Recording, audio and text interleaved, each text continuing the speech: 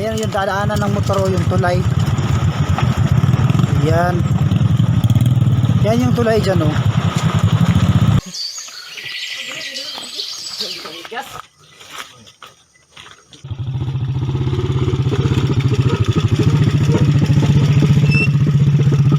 Buhay tawag! Hinahabog kita! Kinakain mo lang bakol! Aking kinakain ko huling!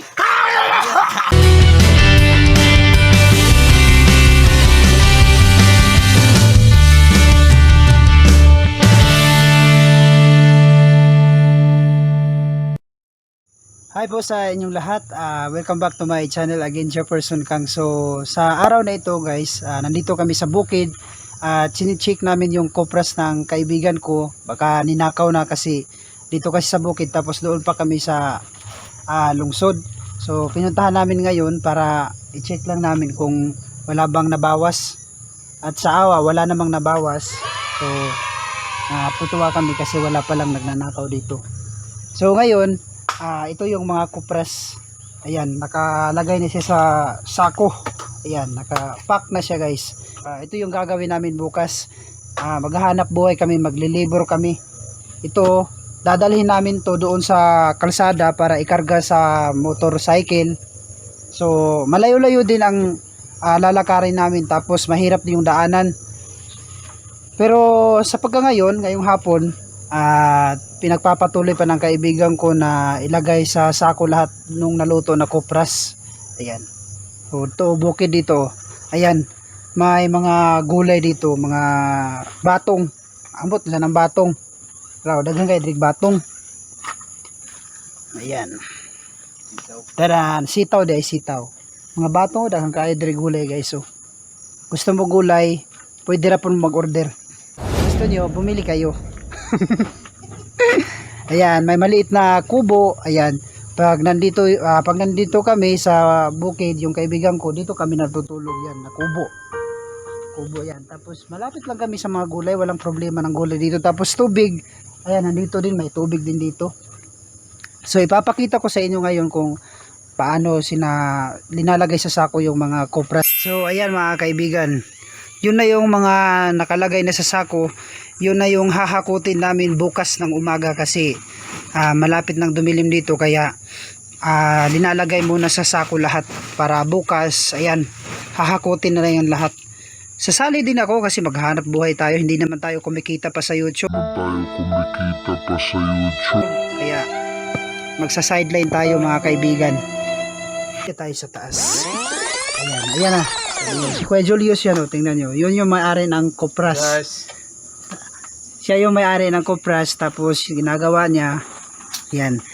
Ito yung mga niyog dito na naluto na yan. Ang gagawin dyan, ilalagay na yan sa sako. Yun yung ginagawa ni Kuya Julius. Ayan. Paday ko aniya o, wala na butang wala na lugit no, nalimtan. Lugit na, ayan. May na, ay na. Hindi na kami nangangailangan ng tanggal na pala.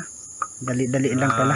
Pang lugit guys, kasi automatic na palang natatanggal pag luto na tayo. kamay na lang ginaganoon naman guys.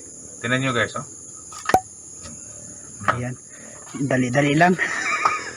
Huwag nyo nang intindihin yung nasuot niya na puti ha. Kasi kasuot lang yan ng puti kasi hindi pa nalaban yung mga pangbukid niya na damit. Wala siyang ibang masuot. Yan na lang yung sinuot niya.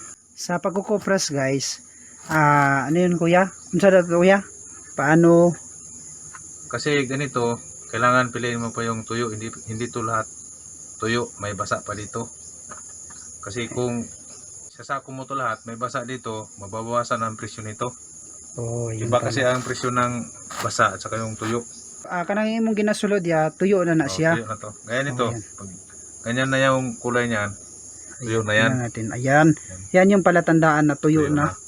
Ayan. Yung hindi na siya maputi. Tuyo kasi na ang niyog. Ang maputi, kagaya nito, pag ginanon mo siya, puti, hilaw yan.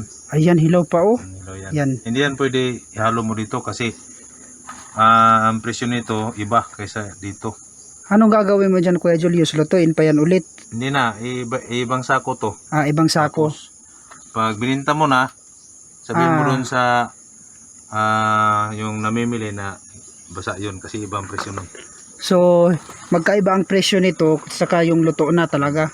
mas mahal yung luto na mga kaibigan, kaysa kung magbinta ka nung hindi pa masyadong luto, bawas presyo yan. Halimbawa, ang 1 kilo ng kupras ngayon dito sa amin ay nagkakahalaga ng 25 pesos yung 1 kilo, yung luto na. Pero pag hindi yan luto, puro luto, ayan, bababa yan sa 18 pesos. Yun yung ibababa. Malaki ang diferensya. Malaki ang diferensya. So, mas maigi talaga na maluto lahat para malaki-laki rin ang maging kita mo.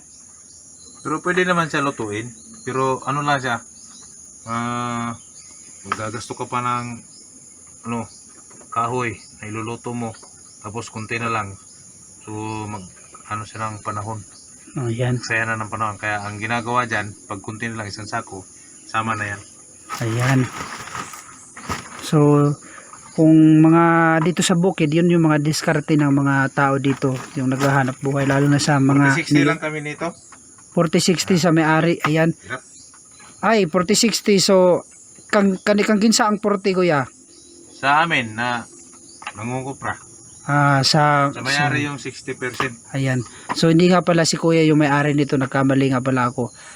Sila yung nagkopras lang o nagtrabaho dito. Tapos yung may-ari 40-60 sila, 60 sa may-ari, 40 sa yung mga trabahante katulad ni Kuya Julius. Tapos namumursinto ka lang, kailangan bilis ang trabaho. Kasi Bilis malulugi ka sa financing. Oo nga. Tagalan ng ilang araw ang kupras mo. Oo. Kailangan limit ka Mabilisan. lang ng pinakamataas 4 na araw. Ayan. Kailangan mabilisan din pala yung galaw natin dito para hindi tayo masyadong magastos. So ayan guys, yun yung mga yan lahat, ilalagay lahat yan sa sako, tapos bukas na namin yan ipagpapatuloy, hahakutin namin yan doon sa ibaba. Ayan, makikita nyo doon sa paligid. Ayan. So ipapakita ko sa inyo, ito yung dadaanan namin bukas. Oh, pag naghahakot na kami ng kupras. Ayan. Yan, pababa yan. Pababa. Tapos may mga okay dito kasi mabato. Doon sa bandang ibaba, maputik yun. Yung dinadaanan ni Kuya Julius. Pababa pa tayo.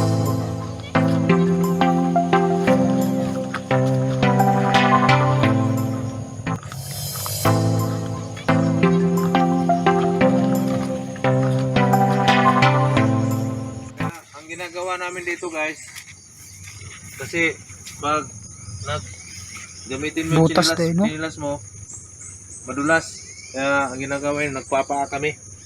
Paapaan na lang yung Sigurado, diskarte. kasi pag nagpapaa ka, ito tatama to, lilibing to dun sa putik, kaya hindi ka marudulas. Yan ginagawa namin dito. Chinilas namin, binibit-bit namin Dinadala para para iwas dapa, dulas. iwas dulas. Kasi madulas yung daanan. Ipakita ko sa inyo na madulas yan. Ayan o. Madulas.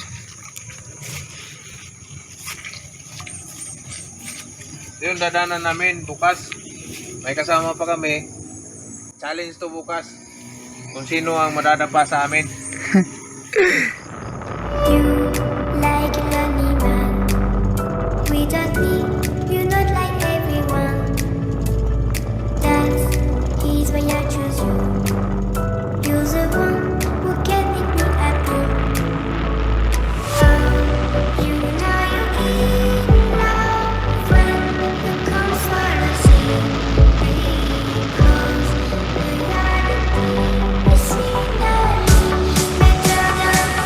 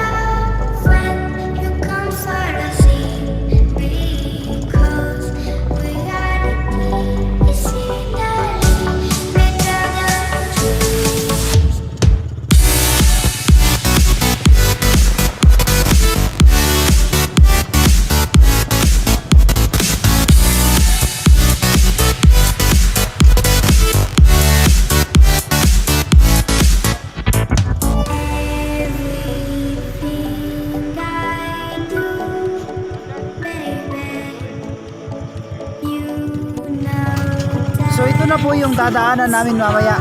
Pag, ayan yung dadaanan ng motor o yung tulay. Yan. Yan yung tulay dyan oh.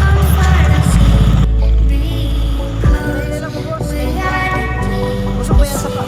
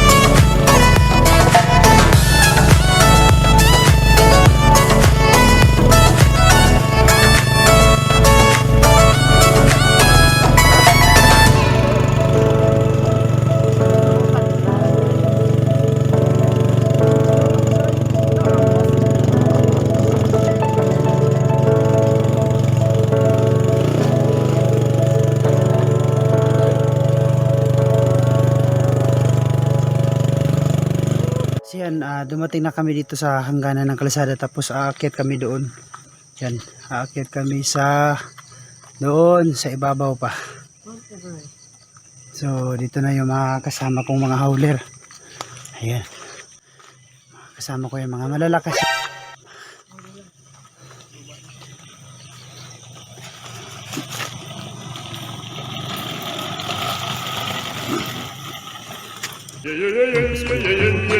Ay, pupunta na sila.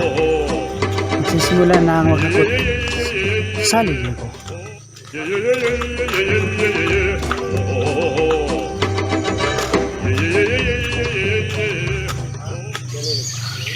Di pa rin skirilik. Kung Julius Goro.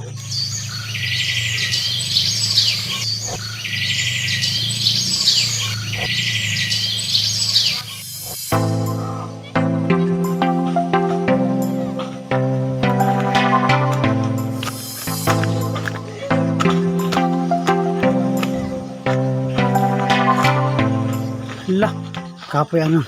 Asal di anan ri.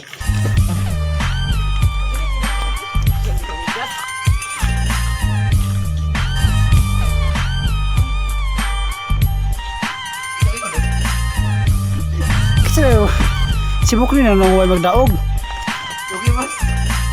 Laza.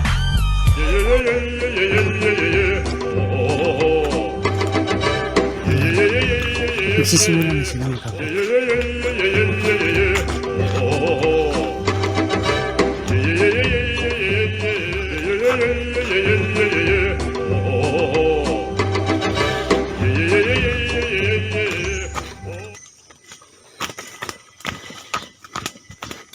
Challenge to bukas. Kung sino ang madadapa sa amin.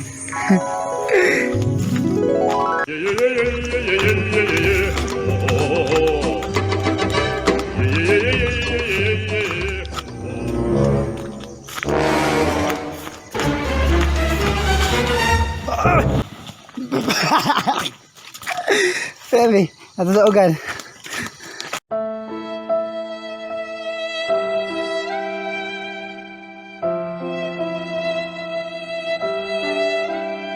Po si Chardy, naghahanap buhay yan. Marangal, kahit mahirap, pero hindi yan nagtatrabaho ng mga maduming mga gawain. Ang sa kanya, yung kahit mahirap, basta't marangal. Pero May 5 anak. yan po ay may 5 anak. Agad! Duy! Paktigasaw? Migas ba? Yung kuan guys, mga langgam dito, kinakagat ako. Yan.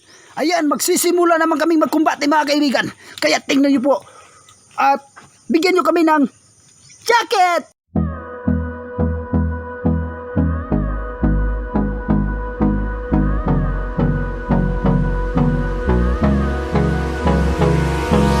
Hold me close till I get up. Time is barely on our side. I don't wanna waste what's left. The storms we chase are leading us, and love is all we'll ever trust. Yeah, no, I don't wanna waste what's left.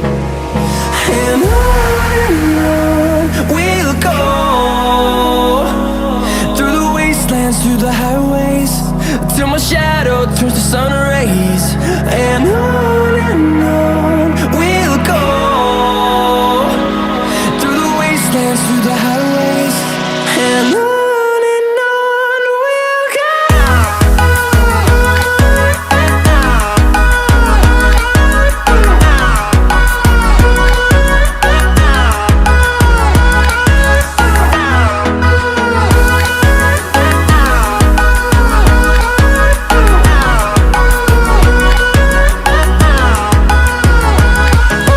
On we'll go, finding life along the way, melodies we haven't played.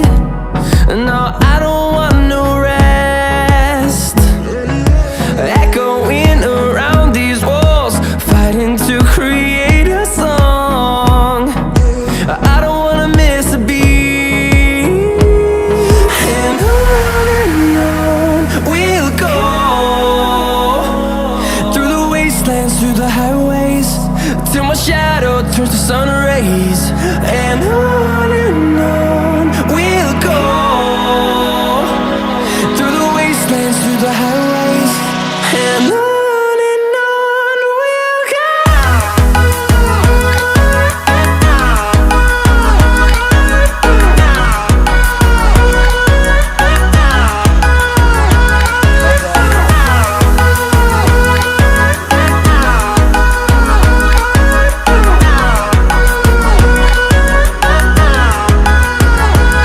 And we'll grow in number, fueled by them to see the horizon, turn us to thousands. And we'll grow in number, fueled by them to see the horizon, turn us to thousands. And on we'll go, through the wastelands, through the highways, till my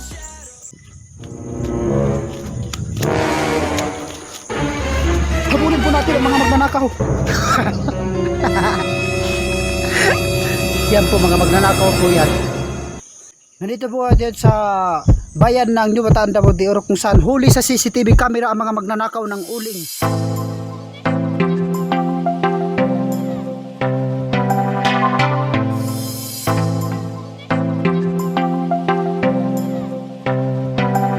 Napakabisik! Walang kwentang request! Naman ko sa bitabang ito!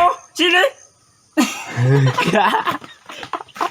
Shout out nga para sa sponsor! Kakain kami kayo ng mga sikin! Ito!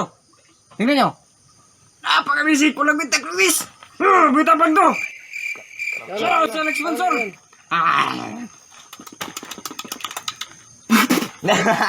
Napaka-basic! Hindi ko makain na ba ito? Kita nyo! Kita nyo!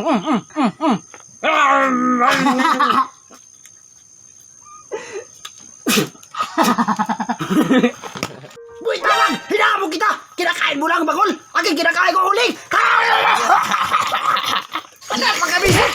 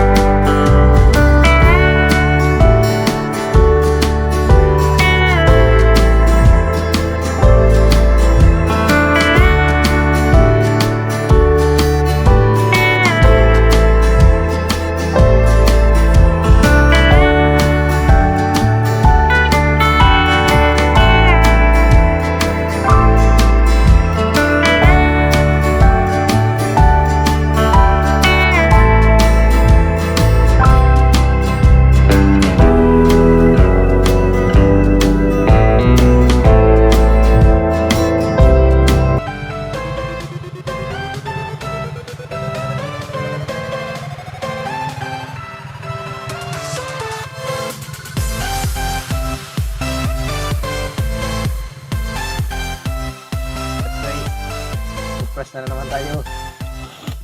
Kupras na po, kupras na sad.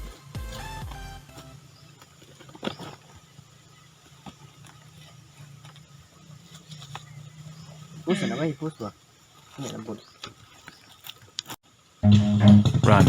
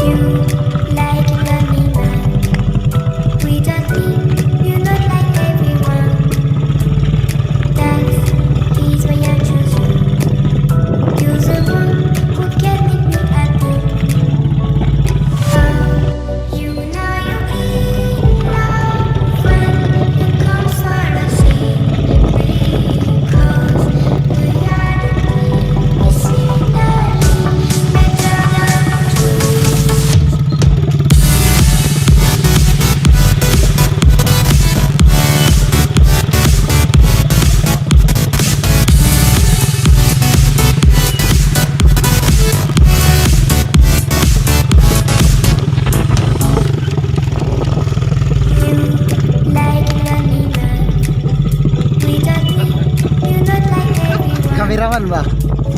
Death is when I choose you. You're the one who can make me happy. Guys, at kaya dito guys. Kaya guys. Kaya. How you know you're in love when you come for a see. Because reality is scenery better than dreams.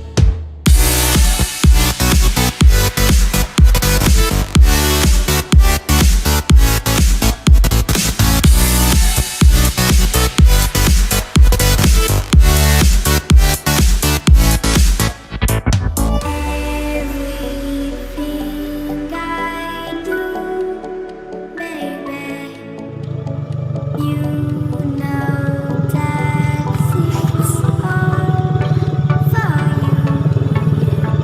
Oh, you know you're in love when you come for a see. Because reality is scenery better than dreams.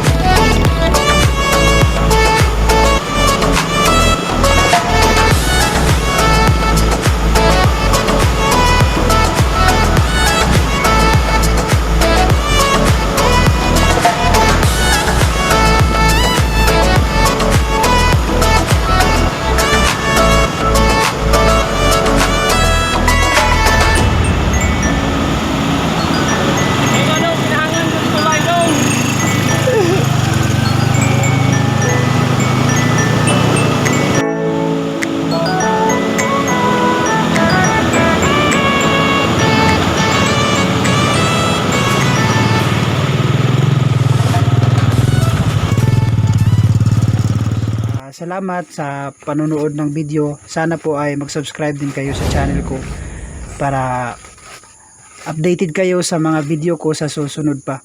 Tungkol pa rin sa aming mga diskarte bilang magsasaka.